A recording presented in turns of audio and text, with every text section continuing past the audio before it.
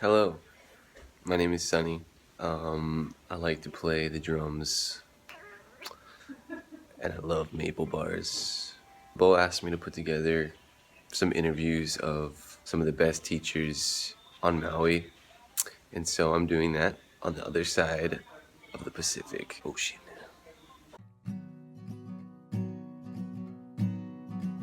So first of all, will you introduce yourself? My name is Victoria Harris. I have been teaching formally for 17 years. The first time I taught it was ESL children. One sec, sorry. You're gonna cut that? Should I start it? Sorry. Okay. I am Dawn, and I've been teaching for 9 years. This is the end of my 9th year. My whole career at Maui High School. Perfect. Hi, I'm Jessica Sigathy. I am a 7th and 8th grade special ed teacher. I have a daughter at home and a husband. Hi. I'm Jim Dawson, the art teacher here at Baker Prairie. And I've been teaching for, it seems like forever, since the Jurassic period, but maybe it's 32 years. Next year's my last year. And it seems like really yesterday. That's a good sign that I found a home Yeah. where I should have been. It'll be hard to retire next year. What are you gonna do when you retire? Paint, work on the farm a lot, take care of old people, parents, and in-laws, and goats. You're like people, in-laws, goats, bro. There's a similarity between goats and people. Cats, dogs, horses, Cool. more in-laws. More in-laws and maybe one more goat. I really like goats. I'm Shelly Waia'u. I live on the island of Maui in the middle of the sea. I'm a wife, a mom, and a grandma, and I taught in school and do other social work kind of things. I've taught school since 1979, and although I'm not in the classroom now, I just tutor for the Department of Education on this island. I did my student teaching in Spokane, Washington, and then I did a 2-year stint in Fernwood, Idaho, which is outside St. Mary's, Idaho. We eventually got to the islands. I was more or less a stay-at-home mom, but I did homeschooling, substitute teaching, and transitioned into this tutoring job for the DOE. I'm Erin Walsh. And I'm Ken Jux. This is my 17th year here at Canby.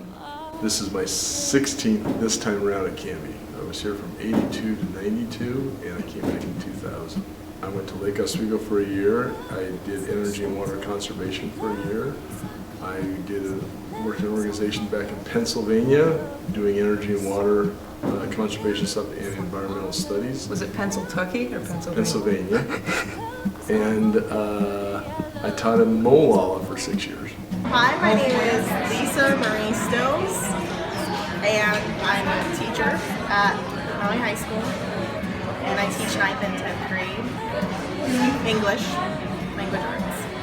This is going to be my the ending of my 4th year, so I'll be going into my 5th year next year. I student taught in Oregon at Dunaway Middle School, and I also student taught at Newburgh High School, and I now currently teach at Maui High School. My name is Keola. I've been teaching full-time for over 25 years. I've done some off and on teaching for another 5 or 6 years. I've taught here in Hawaii at Lahainaluna High School and at Maui High School. Did some short stints on the main. My name is Lori Craig. I've been teaching for 13 years, and I've taught at Canby High School and Baker Prairie Middle School. Okay, I'm Carrie Stewart. I was figuring this out the other day. So I started teaching when I was 25, and now I'm older than 25. And so, because there were 2 years that I didn't teach, so I was laid off a year and had a baby 1 year. So I think it's 10 years total. That sounds like a long time. It is a long time. It's good though. Yeah. As in college, I started thinking about what would be a good occupation to have for a family, and I wanted to have quality time with my family. I didn't want to have to go chasing the dollar and try to make a bunch of money like a bunch of my friends have done, and didn't have very good family life. When I was teaching in Taiwan, I taught students that were 5 all the way up to 35. And I really enjoyed the little kids and the older kids and teaching adults, and that's where I figured out I like doing this. I liked teaching the adults about American culture and things like that, so that's where I figured out, okay, this is what I want to do. Probably my mom and my dad. We have a line of teachers. Well, one, I just feel called to do it, so when you feel called to do something, you don't give up very easily. I really liked my high school English teachers. So those were the ones that, I liked my science teachers and my English teachers. So Mrs. Dawson was awesome. She was so funny, but strict, and she had a really dry sense of humor.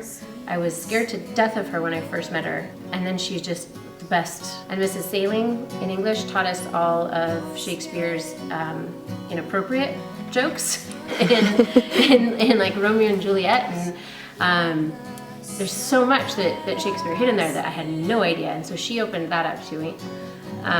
So I think those two were really two that I liked and wanted to be more like. So I think it was those people. Oh, and my French teacher, Mrs. Guessford.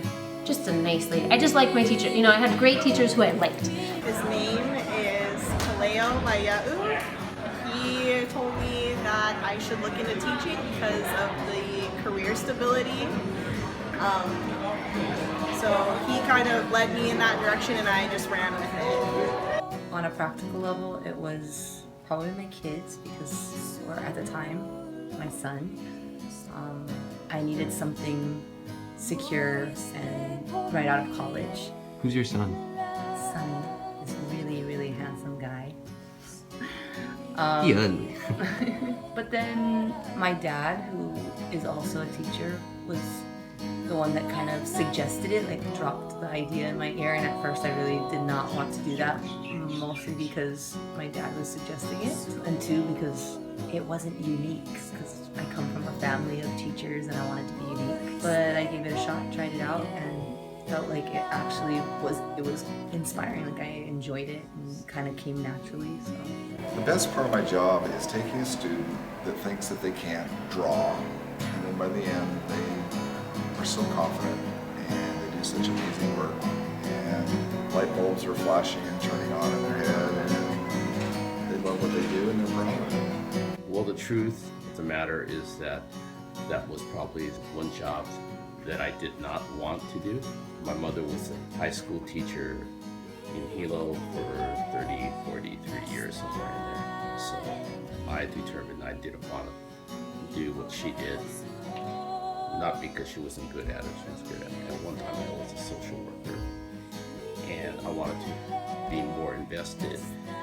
So I was encouraged by an administrator at Mahalo to pursue the teaching career. What helps me go on when things are difficult is I feel like my passion for justice, which I believe comes from God.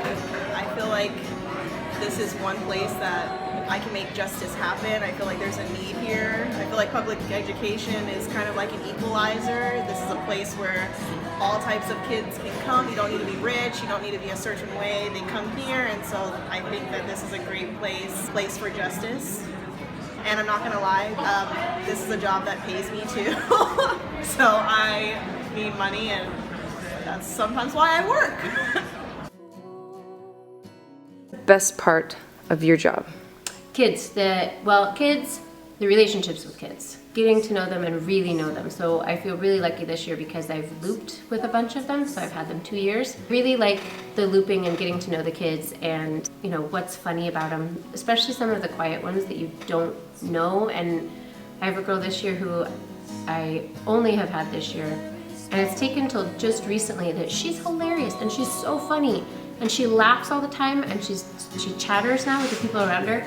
And And I'm sad that it took me this long to figure that out about her. All of those relationships, even my toughest class, it's almost my favorite. It kind of leans towards being my favorite because I love those kids and they are so difficult and I love them. Best part for me, it's those relationships that you build with students and getting people excited about things that you're passionate about, you know, trying to get kids excited about, you know, First Amendment rights or the upcoming election or understanding another culture and having them ask those great questions about why, not just memorizing things, but having those genuine conversations about why is the drug policy the way it is? Why is, you know, there's still conflict in the Middle East?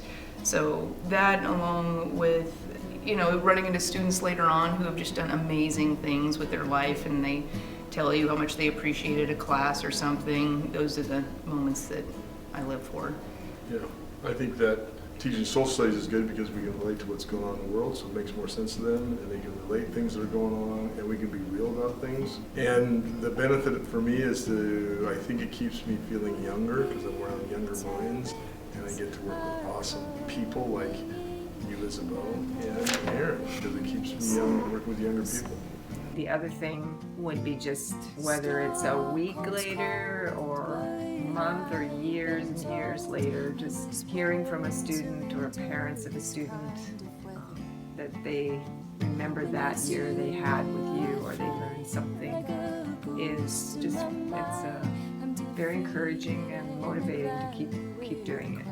And I love to inform them about lives of nobody can step on them. Mm-hmm. And when I see those lights come out in a few ideas, especially in history, I love it. I love it. And I just like feeling their energies. Mm-hmm. Yeah. The best part of my job is when students actually get it. They're like, we're working on it. And we're working on it, and we're working on it, and we've tried like 3 different things. And the 4th thing, they finally get it, and there's like that light bulb that shows up, and it like, bing, and you can see it. And it's so, those moments are the best moments. That is, hands down, the best part.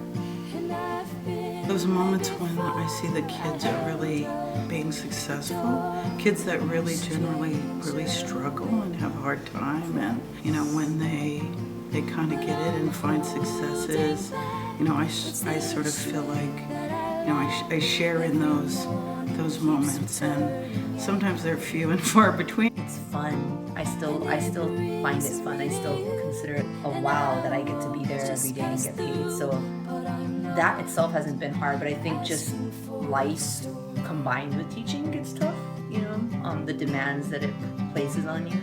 So in those times when I've just been exhausted, which is really what it comes down to, I think the hardest part is just being exhausted. The man above has been my strength. What is the most challenging part of your job?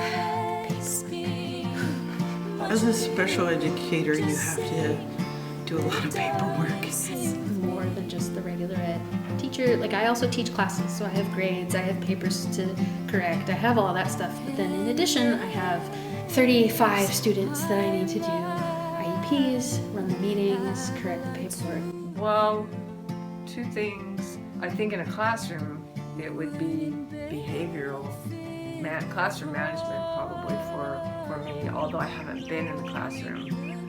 I think for a tutoring aspect, it's finding that place of where that student can experience success and have fun, because a lot of the students that I have feel like their failures, don't even want to really be there, don't want to graduate. So getting them back on a track to see that they could possibly succeed. All the little extra stuff that they throw on teachers that people don't know about, the minutia of paperwork and computer stuff, and all the business end stuff that takes you away from planning amazing lessons and doing art. I think this year and last year my biggest challenge was, I don't know, seeing that this sounds awful, but I feel like sometimes a huge problem with the students, it has to do with their soul or their heart. I see a lot of greed, a lot of pain, a lot of, even they're unwilling to forgive others, and I think it's hard for me to see that, and I don't know how to educate them in that way. You can teach English and those things, but how do you teach someone to change their heart or to have a different soul? That's hard. So that would be, I think, my biggest challenge. Getting upset over those things, but not knowing how to fix them. I teach mathematics, so the most hated subject on a high school campus or at any school campus. So most students arrive there with math PTSD of all kinds. So being able to kind of dial them down, create a calm place, not just emotionally, but mentally, is one way to create access to not only the curriculum and instruction, but also success and progress. I used to think I didn't have any pet peeves, that I was like so easy going. But each year I realized, yep, there are some things that just really get on my nerves. Rude and disrespectful students, whether it's rude and disrespectful to each other or rude and disrespectful to me or other adults. That probably gets at me like the most. I mean, it's the kind of thing that makes me want to have to really exercise self-control. I mean, there's some others that I feel like are I kind of battle with because I think they're just part of the job. Like students who just don't listen and need to have the same thing repeated over and over and over again, and you finish explaining it and then they look at you like, so what am I doing? You're gonna make me say it again for like the 150th time. When they're really disrespectful, that makes me want to stop, because it's a partnership. It's not just me up there talking. It's me giving some information, having them do stuff. But if they're not being respectful enough to listen to me, they're not going to be respectful to listen to their peers. And it makes it really difficult for everybody in the classroom, not just me teaching, but also their peers. Do you have a pet peeve? I have levels of pet peeves. There's always a few in every class who invest 99% of their energy being distracted and distracting others. And then with 10 minutes left in the class, when everybody has to finish their work before they can actually exit the class, the student will say, Mister, I don't understand this. Could you explain this to me again? So, in other words, they're asking me to start from the very beginning. And it's really about that time that I want to chunk them into a barrel and float them out into the Pacific and see if the currents will take them back to where my ancestors came from. I respect them because I went through that and I haven't forgotten those years. Mm-hmm. There are years that they're awkward and not very elegant, and so I understand that.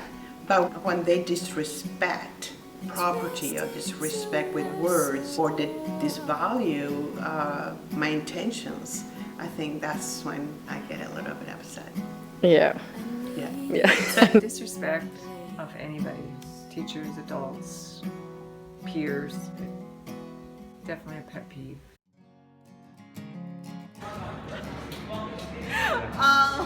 Chocolate donut with rainbow sprinkles. What about maple bars? Ew, I hate maple bars. I hate This maple interview's done, okay? Oh my god. I actually tried to avoid donuts, but I love cinnamon and apple. So anything that has cinnamon and apple in it, I'd be really happy. Even if it was just cinnamon and apples minus the donuts. Minus the donut part, I would love that the best. I like the simple glazed ones. I also like the chocolate cake donuts that just have the glaze. Like, I'm not into frosting. I love donuts. Spring break, we went to Orlando to Universal Studios, and at Krusty World they have Lardo donuts, which I didn't get to try because it was like 80 degrees and 10 for the exotic, so yes, put bacon on there and more, that's good. And a Fruit Loop. Yeah, Fruit Loops. I mean, pretty much any of those, I'll try it. Donuts are good. My favorite donut is a maple bar. Yes. And the place it comes from is Donut Parade in Spokane, Washington. They have the best, absolutely the best maple as a student that kept me alive all through college. My favorite donut, and let me tell you, when I came to the States, that was the greatest thing I ever found. And I would go and look at these donuts and the maple glazed donuts. Maple bars? The maple bars. Yes. Yes. Those maple bars made me gain so much weight when I came to this country. That makes my heart so happy. Oh, fantastic. Maple bars. I'm a cruller gal. That and a I know I feel really dumb. I think I've seen the word. I am old, so I know what cruller is. They're shaped like a regular donut, but they're taller and they're super fluffy and eggy, you know, and they're like hollow in the middle. Yeah, they have kind of a, that and a maple bar. I used to be a fan of the one that's shaped like a little battleship. No, disgusting. I know, that's Apple fritter at Blue Star Donuts downtown Portland. Do you like maple bars? I do like maple bars, close second. For some reason the apple, the apple fritter makes it healthy. Because maple we all know is sugar. Apple sugar too. Apples are good for you. An apple a day keeps the doctor away. Okay. See what I learned? If I'm gonna eat one, I like the Boston cream. The ones with like the pudding inside, not the icing. Do you know what I mean? Yes. Wait, like So they're cream chocolate- filled, but not. It's like a pudding. I think they call it Portland cream out here. Okay. I don't know. But it's Boston cream donut. It has a chocolate glaze on top. It's a yeast donut with like a vanilla pudding inside. Oh, Those are the best. Maple bar. Yes. Yeah. That is okay. You can help yourself to a maple bar downstairs. I bought some. Thank you. Okay, thank you. I do like maple bars. That's why I'm eating one right now. Wrong. That's so gross. This was so fun.